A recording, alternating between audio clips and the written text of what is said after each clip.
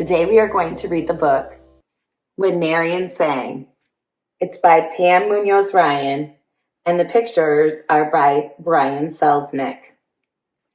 You might recognize both of those names. Pam Munoz Ryan wrote the books Esperanza Rising. Maybe you've read that. And Brian Selznick, we talked about earlier. He is an author and an illustrator. And something else about this book is it is an honor book. It is an honor book. It's a Robert F. Siebert honored book. And Robert F. Siebert awards are for distinguished informational books. So this is a great informational book. So I'm going to get rid of that dust cover so I can read When Marian Sang.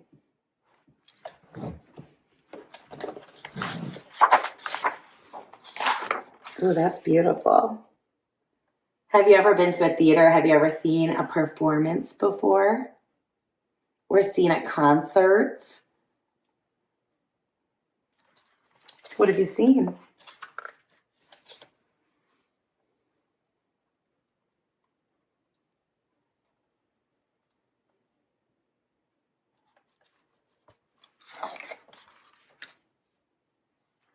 It says, it was her range of notes that caused all the commotion. With one breath, she sounded like rain, sprinkling high notes in the morning sun, and with the next, she was thunder, resounding deep in a dark sky. So it says, when Marian sang, the true recital of Marian Anderson, the voice of a century. Did you know a century is 100 years? And it says, libretto by Pam Munoz Ryan, staging by Brian Selznick. So I like how they wrote it more like, it's a little different than like the book is by. They kind of made it almost like a performance.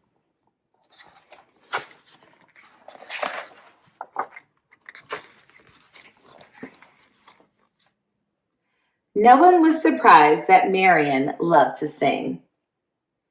After all, she listened to Father singing in the morning as he dressed. Mother often hummed while she worked in the kitchen. Sometimes Marian and her little sisters, Ethel May and Elise, sang songs all afternoon. Let us break bread together on our knees. Let us break bread together on our knees. When I fall on my knees, with my face to the rising sun, oh Lord, have mercy on me. Ugh. I'm just kidding. Sorry, I always try to sing, but that is not my specialty. But I'll try to sing. But Marian is the one that we're focusing on. However, her voice was distinct, so don't get it confused with mine. Strong and velvety, and able to climb more than 24 notes. Everyone wanted to hear Marian sing. So that's rare. She can sing 24 notes. Alexander Robinson, the choir director at the Union Baptist Church in South Philadelphia, wanted to hear Marian sing, even though she was not quite 8 years old and sometimes sang too loud. He asked her to perform a duet with her friend Viola Johnson. As Viola sang the high part and Marian sang the low, their harmony blended like a silk braid. I love that. Harmony blended like a silk braid. A simile there. It says, dear to the heart of the shepherd, dear are the sheep of his fold, dear is the love that he gives them, dearer than silver or gold. Church folks started whispering and followed with out and out talking about Marian's remarkable gift. Neighboring churches heard the news and invited Marian to perform. One advertisement said, come and hear the baby contralto, 10 years old. And people came. It's pretty awesome. She's 10 years old. She's about your age. And people all want to come and see her perform. That's really exciting. When Marian sang, it was often with her eyes closed, as if finding the music within. Audiences heard not only words, but feelings too. Spirited worship, tender affection, and nothing short of joy. She was chosen for the celebrated People's Chorus, 100 voices from all the black church choirs in Philadelphia. She was one of the youngest members and had to stand on a chair so those in the back could see the pride of South Philadelphia. Her father was proud too, but protective. He didn't want anyone taking advantage of his child. Father's love made Marian feel important, and when he died after an injury at the reading terminal where he sold ice, tragedy filled Marian's heart and sometimes her songs. Were you there when they laid him in the tomb? Were you there when they laid him in the tomb? Oh, oh, sometimes it causes me to tremble, tremble, tremble. Were you there when they laid him in the tomb? It's sad. Have you ever lost somebody that you love? I know that it's a really hard thing to do and deal with and grow and just grow from and grieve. It's hard. And sometimes it does show in things that we love, like in her music.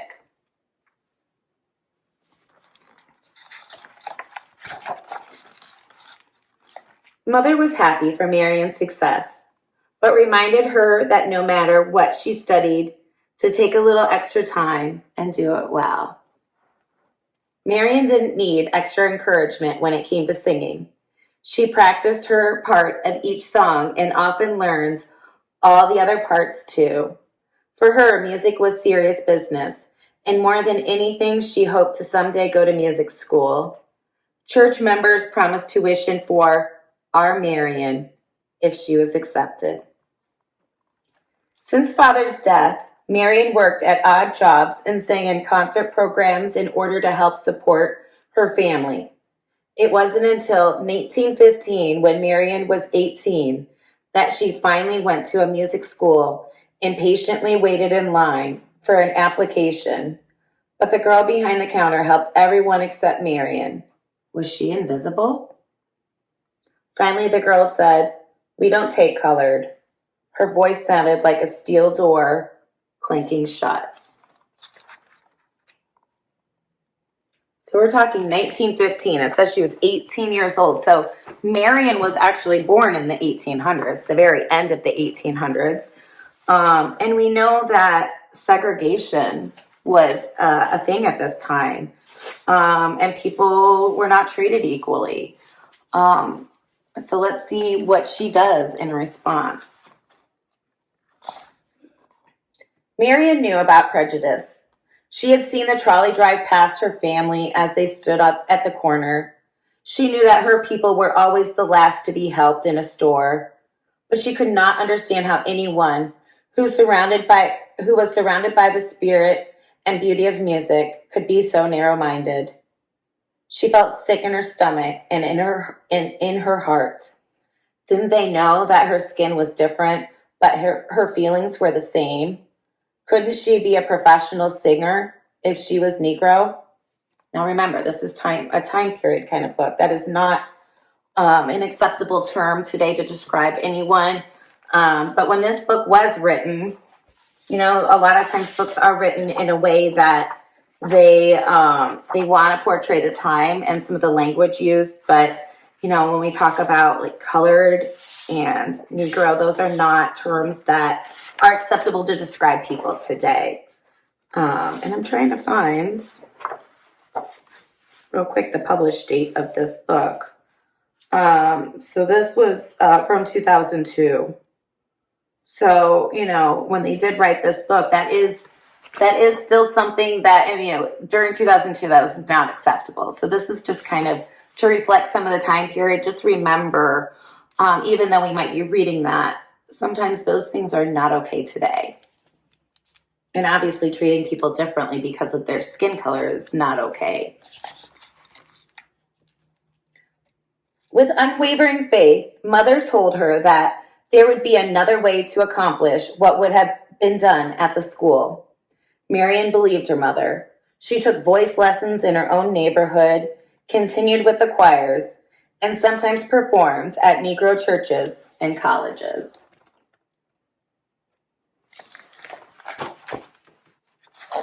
I know sometimes it's hard when we don't get what we want for whatever reason it is. But sometimes to try to, look for another path that can help us. And so that's what Marian is doing. When Marian saw a Metropolitan Opera performance of the tragic opera Madame Butterfly, thoughts of a formal music education again came to her mind. How wonderful would it be to sing on a grand stage, act out a dramatic role, and wear beautiful costumes? The passionate music inspired her, and she was determined to study. But opera was simply the sun and the moon, a dream that seemed too far away to reach. He's got the wind and the rain in his hands. He's got the sun and the moon right in his hands. He's got the wind and the rain in his hands. He's got the whole wide world in his hands. I kind of know to sing that. Can you see how the text is different there? It's italicized. So those are kind of Marian singing some words of encouragement so that maybe when she's getting down, it reminds her to keep going and to keep trying. As a young woman in her 20s, Marian was invited to many states to sing. Sometimes she traveled with her accompanist by train, where they were seated in the dirty and crowded gym car reserved for Negroes. When she arrived at her destination, she often sang the same program twice to separate audiences, one white and one black, or to segregated groups, whites in the best seats and blacks in the balcony. Many times she was welcomed enthusiastically by her audiences and then could not get a hotel room because she was Negro. No matter what humiliations she endured, Marian sang her heart with dignity. Her voice left audiences weeping or in hushed awe as they strained to hold on to the memory of every opulent note. When Israel was in Egypt's land, let my people go. Oppressed so hard they could not stand, let my people go. Go down, Moses, way down in Egypt. Tell old Pharaoh to let my people go. So that's kind of interesting. She was, performing all around the country, but because of segregation and those laws, she was having trouble getting hotel rooms and, traveling, but she didn't let that hold her back. She kept going. And I don't know. For me, I'd have been like, maybe say something. I don't know. It's a different time period how we would all react. But in the same sense, I think we all have things that maybe we could say are holding us back. But can you move beyond them? I think that's why we're reading about her. She's able to use her gift to help spread a bigger message. All right. Marian still wanted to advance her singing with master teachers. With the help of friends, she was granted an audition with the fierce yet famous Giuseppe Baghetti. When she arrived at his studio, Mr. Baghetti announced that he didn't have time or room for new students. Too afraid to even look at him, Marian took a deep breath. Slowly, with great emotion, she sang. I'm going to read these words because I don't want to make you think that her voice is my voice, because that is not true. Deep river, my home is over Jordan. Deep river, Lord, I want to cross over into campgrounds. Don't you want to go to that gospel feast, that promised land where all is peace? O deep river, Lord, I want to cross over into campground. Marian finally lifted her eyes. I will make room for you right away, Bogetti said firmly, and I will need only 2 years with you. After that, you will be able to go anywhere and sing for anybody. Again, Marian's devoted church community raised the money for her lessons. So that guy didn't even want to give her a shot. He was going to walk away when he saw her, right? But he heard her sing, and then I will make room for you.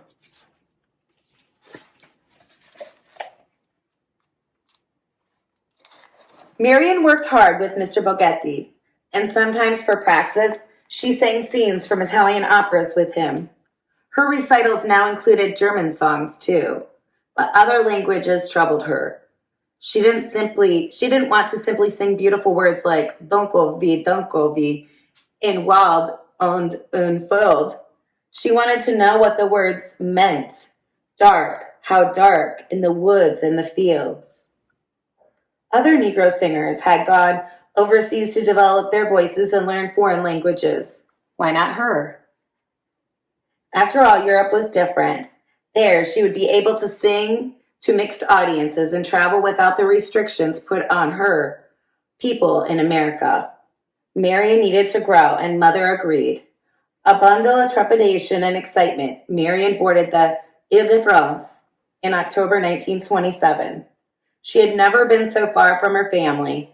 She knew her sisters would take good care of Mother, but still she already felt twinges of homesickness.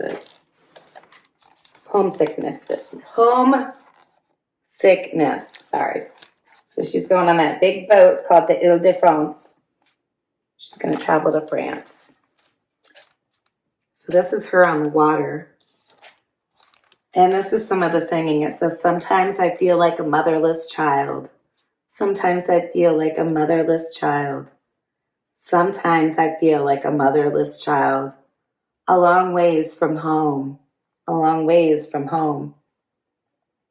Sometimes I feel like I'm almost gone. Sometimes I feel like I'm almost gone. Sometimes I feel like I'm almost gone. A long ways from home. A long ways from home. I've heard songs before with those lyrics in them, but, those are things that she sang. Marian studied and was eventually invited to perform in concert halls in Norway, Sweden, Finland, and Denmark. The enthusiasm for her singing was so overwhelming that one newspaper in Sweden called it Marian fever. Audiences applauded in London, cheered in Paris, and pounded on the stage for encores in Russia. In Austria, the world-famous conductor Arturo Toscanini announced that what he had heard one was privileged to hear only once in 100 years. Marian felt as if she finally achieved some success. She even asked Mother if there was anything she wanted that would make her happy, because now Marian could afford to buy it for her. Mother said that all she wanted was for God to hold Marian in the highest of his hands. It seemed like she was already there. Mr. Bogetti had been right. She could go anywhere and sing for anyone.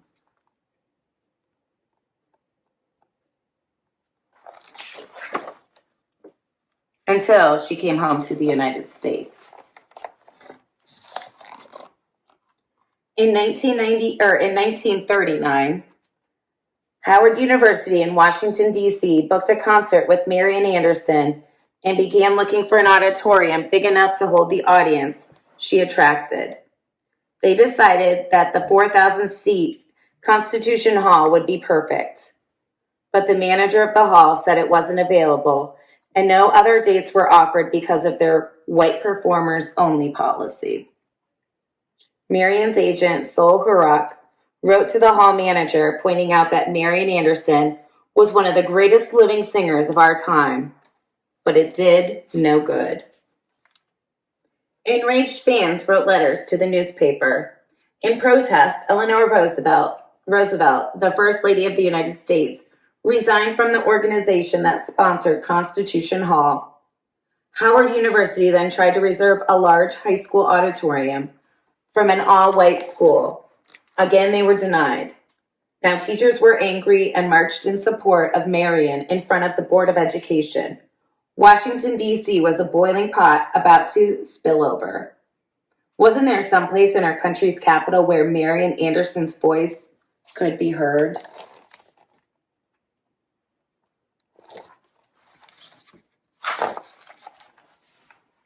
Committees formed and held meetings.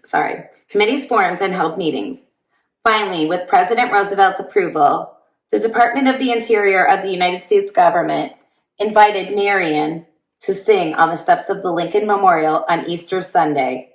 Her country was offering her a momentous invitation, but she had concerns. Would people protest? Was it dangerous? Would anyone come?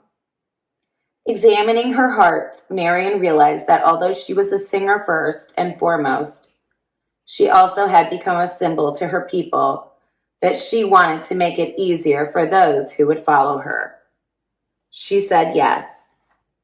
Standing in the shadow of the statue of Lincoln, waiting to be called out, she read the engraved words, "This nation, under God, shall have a new birth of freedom."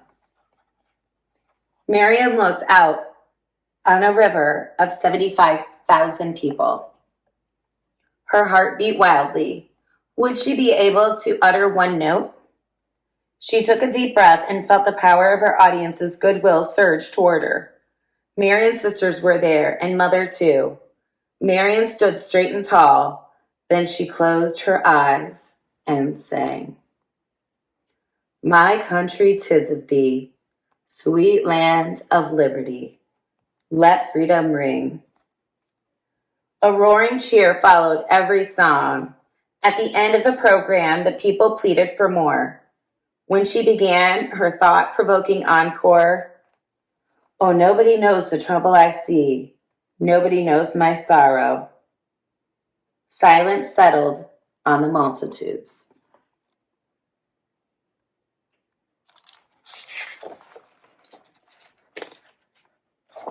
Look at all those people.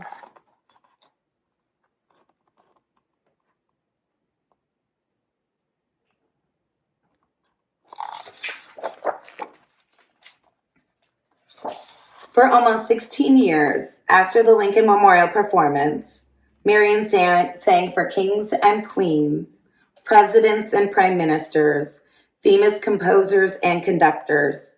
She received medals, awards, and honorary degrees for her magnificent voice. But there was still one place Marian had not sung.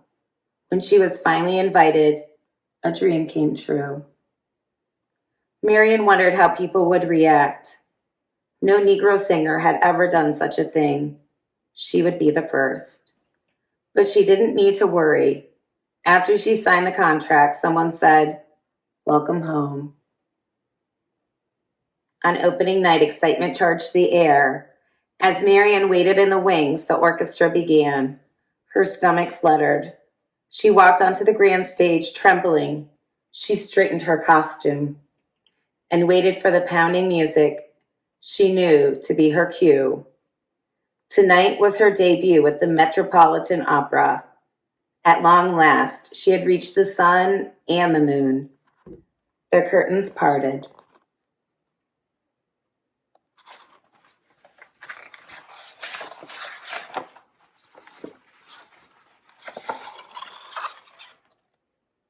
And Marian sang. That's the end of this book. And this book is actually dedicated to the memory of Richard Selznick, whose recollections inspired this book. When illustrator Brian Selznick was researching for the book Amelia and Eleanor Go for a Ride, he was looking at some of his photos. And his uncle saw this photo of Eleanor Roosevelt and Marian Anderson and said he knew both of those women. Turns out, when his uncle was a college student in Washington, D.C., they were both there for Marian Anderson's historic concert, and he got to help bring them around the town. So this story is really the inspiration behind this book. Marian Anderson was born in 1897. and she died in 1993 at the age of 96. I hope you enjoyed reading When Marian Sang. That's all for me. Take care. Peace.